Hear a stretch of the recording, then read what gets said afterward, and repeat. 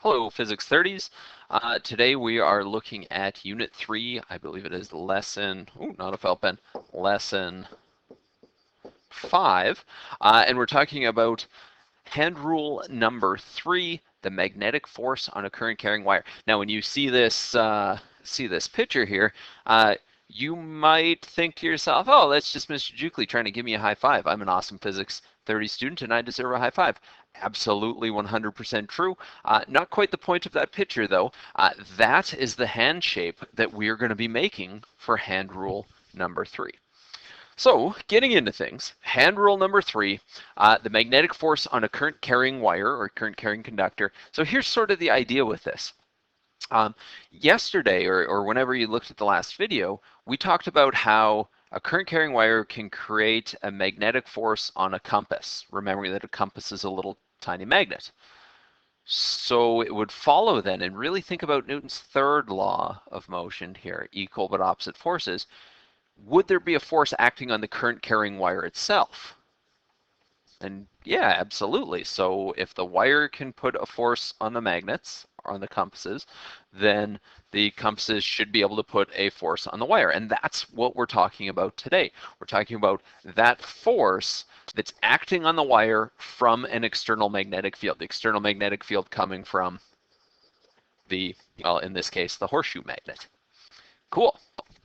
So things that we're looking at here today, and really, really important things to know. So you've noticed in the last one that I've taken a lot of pictures of my hands. This one was a little bit tricky. There's so many different ways that you can line up your hands for this, but I've done my best to include photos for this as well. So long story short with this one, flat palm, I think, is the easiest way to go. And what you need, if I were to sketch this out here, here's some fingers. And here's the thumb.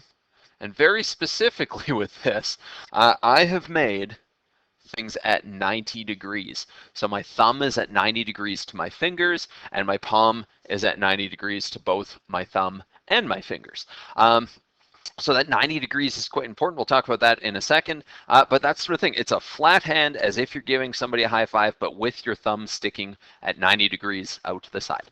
So what we look at for this, and our different parts for this, left hand rule number 3, my thumb is the current running through that wire. So thumb is current. My straight fingers, when we're looking at this, so all of my fingers, if I look at the photo of my hand, that's this finger, this finger, this finger, all of those actual fingers. I'm going to erase that because it's a huge mess. That is my external magnetic field. So what we mean by external magnetic field is the magnetic field not coming from the wire, but from around the big magnets next to it. I'm going to get a little bit of a nicer felt pen to work with. Let's deal with red today. Ooh, that's thick. So the magnetic field coming from, and in this case highlighted in green, coming from those magnets that are outside and around the wire. And then our palm is our magnetic force that is acting on the wire. Perfect. So let's just take a second and let's see if we can line our hand up with this diagram that we've got above. And remember, one of the things that we've talked about being an issue is 3D things on a 2D page. So while this wire is kind of at an angle, it's as if the wire, you can pretend that it's coming straight out of the page. So the current going through the wire is coming straight out of the page there. So if you can line your hand up, take a moment, put it on pause if you need to, line your hand up so that it matches that particular diagram in the top left-hand side of your screen. And you can realistically follow along with my hand or this cartoon hand up here, but make it match, physically point out the magnetic force, the magnetic field, and your current. All right, so if you've taken a pause, you've figured that one out, and you've made your hand line up, and this is going to be one of the really big things, like one of the biggest challenges from this is actually getting your hand to line up with the things that you need. So our typical problems are going to be, like you're going to be given 2 things and you need to solve for the third. You need to make your hand match those 2 things so that you can solve for the third unknown. There is another method for this. I'm going to try and stick for the most part to the flat hand, but this one leads to a lot of physics gang symbols and stuff like that is what people make jokes about. So you could also use, and if you're watching extra YouTube videos and stuff, you might see your thumb being the direction of the electron flow or the current, your index finger being the direction of the magnetic field, the external magnetic field, and your middle finger being the magnetic force. So I've got, again, there's the cartoon up here, and then I've got the 3 pictures of my hand, just in 3 different orientations for this one. You can probably see on the bottom picture the orientation the best, but again, you got to make that match. I find it a little bit easier to do the flat palm one, like the flat hand, just a little bit easier to orient yourself. But the one thing that I really like about this one is it really shows those right angles. So if you look at the pictures off to the side here, right angle between thumb and pointer finger, right angle between middle finger and thumb, and then right angle between pointer and middle finger as well. So right angles all around is what we're looking at. Cool. So you've got these ones in your workbook, these couple examples in your workbook. Take a moment to, and don't look at my hand, it's not lined up quite yet here, but take a moment, put it in pause, and see if you can use hand rule number 3 to figure out the missing piece of information. So remember, as you're going through and as you're seeing this, you're given 2 pieces. Try and figure out the third. And I'll even help you a little tiny bit with A. You are given the direction of the magnetic field in between the north and the south. It might not be explicit, but you're still given. And you're also given the current, the direction of the electron flow. So you have to make those 2 things match and then figure out the magnetic force. So take a moment, put it on pause, see if you can figure out A and B, and I will get my little pictures of my hands up and line them up in a moment here. Go for it.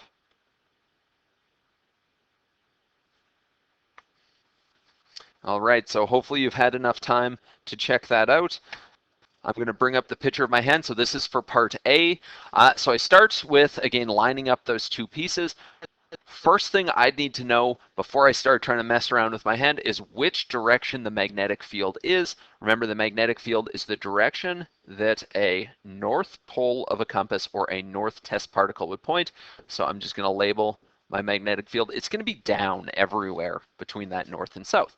So what that means for my hand is I need to remember that my fingers are the magnetic field. So I need my fingers to be pointing downwards.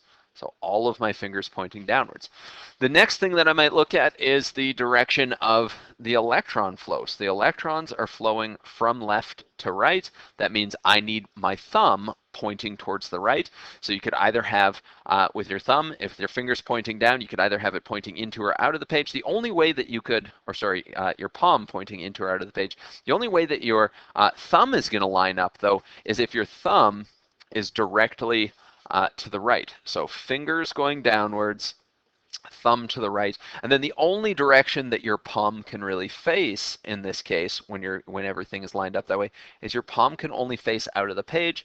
Therefore, the magnetic force acting on this wire is out of the page. Perfect, out of the page. Let's check out the other one now. So let's see, I am given a magnetic force and I'm given something about those 2 charges. So what I can do with those 2 charges, and I say, oh, well, electrons like to flow.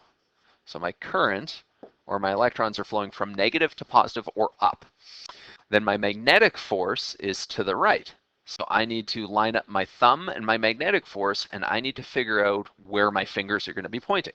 So grab a little picture of my hand over here. So let's see, thumb needs to be pointed upwards. So I'm going to start with pointing my thumb upwards. So thumb gets pointed upwards there. The magnetic force has to be towards the right, so that means my palm needs to be pointed towards the right. And what I like to do, once my thumb is pointed upwards, I can rotate my hand any way I want to as long as my thumb remains upwards.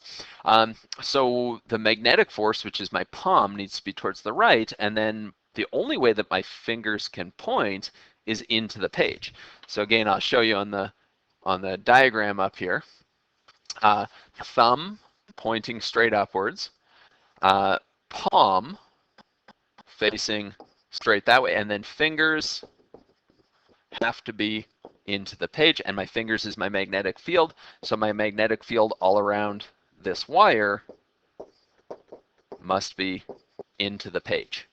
Perfect. So that's not too bad. Again, the hardest thing about this is lining up your hand and recognizing that, you know, 3D situations on a 2D page can be tough.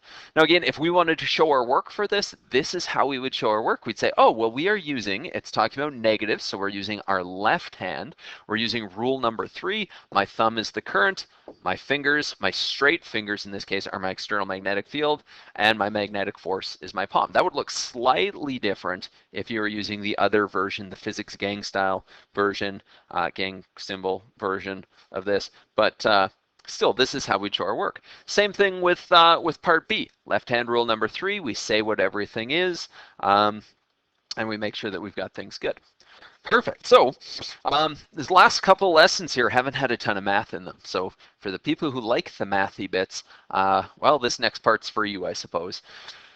We need to be able to actually calculate and numerically talk about and numerically explain the magnetic force on a current carrying wire. So our new formula for this one, and you'll want to take a minute, make sure you know where it is in your data sheet so you can always come back to it easily.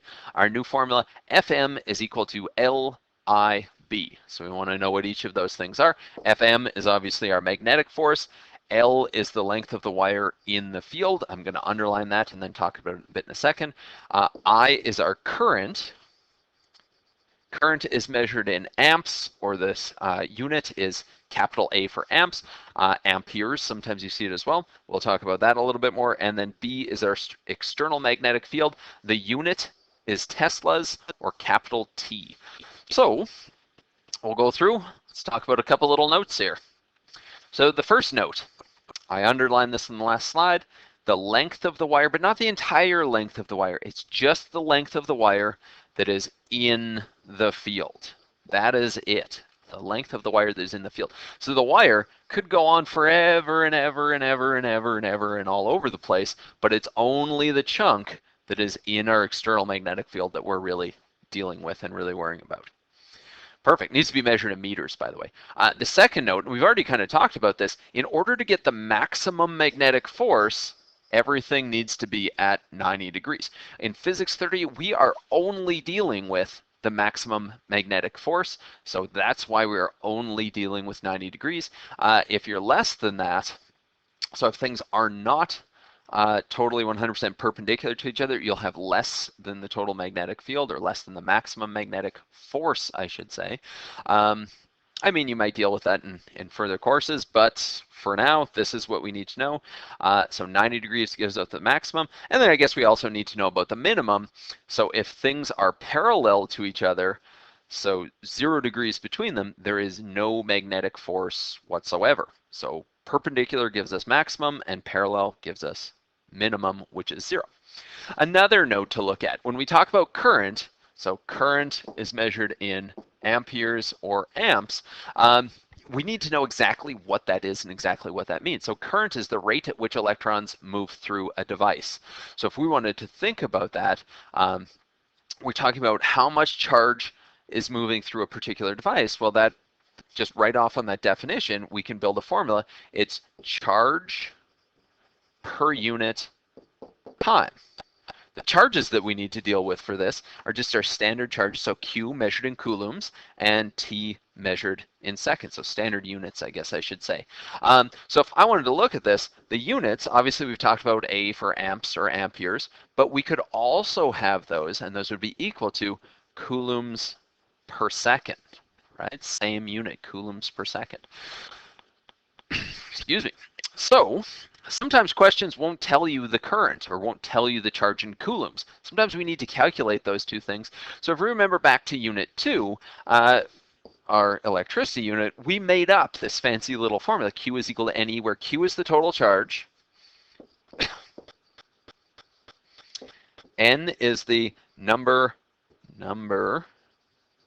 of electrons, and then E is our elementary charge. Oops, that's not what I wanted. Start over. Elementary charge. Perfect, and you know where to find your elementary charge, right? Right in your data sheet, Probably most of you have it memorized by now, to be honest.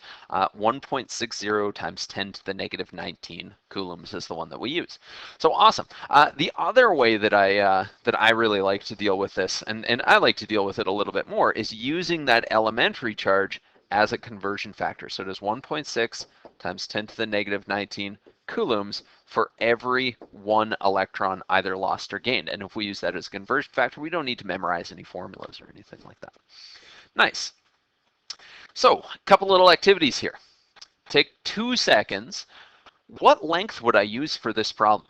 Right, let's say I'm trying to figure out the force or something like that, and I'm given this situation. Would I use 10 centimeters or 30 centimeters? For those of you who are saying 10 centimeters, you're absolutely right, because it needs to be the length in the external magnetic field. The second activity is which of the following situations will experience a magnetic force? And then I think we could take this one step further. What direction will that magnetic force be in? So this one you might want to put your video on pause for and think about for a few more seconds. So go ahead and do that now. Okay, awesome. So if you said that for situation number 1, we've got no FM, you are absolutely right. And I know that there's no FM because my magnetic field and my current are parallel. Parallel means nothing for magnetic field, right? And then situation number 2, I definitely have a magnetic force, so I'll just put FM with a check mark there. And then I said, well, we could probably figure out the direction, right? So the magnetic field, the little circles are telling us that it is into the page. The electrons are traveling to the left, so I need to line up my hand for those 2 things. So let's see, I'm going to start with my thumb. My thumb is the current, so I get my a little picture of my hand over here, and I have to rotate my hand so that my thumb is pointing towards the left because the current is towards the left, so my thumb should be towards the left. Excellent. Okay, next thing is my magnetic field is into the page, so I need my fingers pointing into the page. Perfect. And then the only direction that my thumb could my palm could possibly point is vertically upwards. Therefore, I know the magnetic force acting on this wire is vertically upwards. Actually, I should label it over there. Cool. So yeah, we can take that one step further. So here's our quick example that we've got here. We've got a suspended wire. We know that it is 55 grams. We know that 8 centimeters of it are in our magnetic field. So 55 grams. And let me just grab a skinnier felt pen here.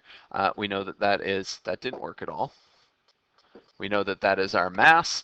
We know that this is our length inside of the magnetic field. We have some information, so let's see here. That many electrons travel through the wire, so if we're labeling that with our little formula, that's N, that's the number of electrons, and then that happens in 13 seconds, so that's something to do with time. Perfect. The 2 questions that it's asking us is, can we calculate the magnitude of the external magnetic field, and then can we figure out the direction of the electron flow through that wire? So I actually forgot to highlight or underline one really, really important thing from this question. Any guesses what it is? You said the fact that it is a suspended wire. That is actually really, really, really important. So let's have a look at it here. So a suspended wire, what does that tell me about all the forces if it's suspended? Suspended wire tells me F net is equal to 0, which, by the way, is physics principle 0. So F net is equal to 0, which means that all of the forces need to be balanced. Now, if it's suspended typically means hanging in the air. What 2 forces are actually acting on the wire? So we've obviously got to have suspended in the air. We've got our force of gravity acting vertically downwards, but if it's suspended, there's got to be another force acting upwards. So there must be an equal but opposite magnetic force acting upwards. So Fm must equal Fg, and that's going to be very, very, very important for solving this. So let's check it out and let's sort of see what we get here. So I'm going to start just kind of summarizing the things that we've talked about. Physics principle 0, the net force is equal to 0, which means that Fg is equal to Fm. Nice. Maybe we can expand on this a little bit and see where we get to. So force of gravity, assuming that this is here on Earth, we know that that is m times g. Our magnetic force, we just learned a new formula for this. That's L-I-B. Now, keeping in mind, we're trying to solve for our external magnetic field. We're trying to solve for B. I just need to think, do I have everything? So do I have the mass of the wire? Check, no problem.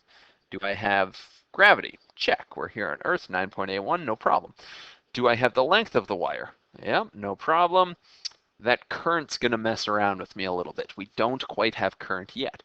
So maybe off to the side here, I'm just going to go through and I'm going to start to think about, okay, well, what can I do to figure out current? So current, I know, is the charge per unit time. And then I also know that, well, if I'm looking for the total charge, I could do one of two things. I could check out this little formula that we made up the other unit there, Q is equal to NE, number of electrons times the elementary charge. And I could probably go through and say, oh, well, Q, if it's NE, that must just be equal to, or current must be equal to the number of electrons times the elementary charge divided by the time. So that's absolutely one way to do it. Let's actually fill that in and let's solve here. So take a second, put the video on pause, fill this in, and solve. All right, nice. So I've got it filled out here. Just plugged in the numbers and solved. Hopefully everybody ends up with 8.98462 ... amps. Or when we check out our units here, it is coulombs per second, which is absolutely perfect. That's kind of what we were looking for. So we figured out that current. And again, you could use your elementary charge as a conversion factor as well. And I know some of you probably did that as you're working through. So now that we've figured out the current, I'm just going to check that off over here. I figured out the current. I've got everything that I need to take this and solve for my external magnetic field. So I'm just going to say B, external magnetic field, is going to be equal to mg over Li. So B is equal to mg over Li. I've got everything I need. I just need to plug in some numbers now. So mass, well, I was in grams before, it's 55 grams. I think we should probably stick with our standard units, 0.055 kilograms times G, 9.81 meters per second squared, or you could use newtons per kilogram here, divided by the length. So the length we said was 8 centimeters. Again, we probably want to change that to meters. So 0.08 meters. And then we also want to divide that by our current, which we just figured out was 8.98462 amps. Now I've rounded that a little bit. I'd recommend just leaving the number in your calculator and using the unrounded one. So take a moment to plug that in, and we'll see what we get as an answer. So we have plugged all the numbers in. Hopefully everybody is ending up with 0.75 Teslas, and we've checked that for significant digits. And I think we're good to go from there. Perfect. So we have calculated the magnitude of that external magnetic field. There is, remember, one more part to this question where we're trying to figure out the direction of the electron flow. So this comes down to, not a felt pen, this comes down to left-hand rule number 3, remembering that our thumb is the current, our fingers are the magnetic field, and if I move my hand out of the way, oops, and our, let's see, thumb, fingers, and our palm is going to be our magnetic force. So we know 2 of the 3 things. From the idea that it's suspended, we know that the magnetic force is upwards, so my palm needs to be upwards. I also know, or at least am given enough information to figure out the direction of the external magnetic field, always from north to south, or the direction that the North Pole of a compass would want to point. So we've got those 2 things. I just need to get my hand, and I need to line it up. Perfect. So let's see, I think that might work right there. So I've got my fingers pointed in the direction of the magnetic field, pointed to the right. I've got my thumb pointed into the page, and then the only direction, or sorry, I've got my thumb into the page, said that a little bit backwards, my palm vertically upwards. The only directions that my fingers can point is to, I'm doing a bad job with this. Okay, fingers pointed to the right, palm pointed up. Those are the two things that I know. Fingers to the right, palm upwards. And then the only direction that my thumb can be pointed is into the page. So the current is into the page. Sorry about that last little bit there. That was a little messy, but I hope you got what you needed. So that is it for lesson 5, our magnetic force on a current carrying wire. We're going to look at hand rule number 3 quite a bit more in the next lesson as well as a bit of review of some physics 20 stuff, some circular motion. So I'll leave you there. Do some practice and good stuff. Talk to you again soon, Physics 30s.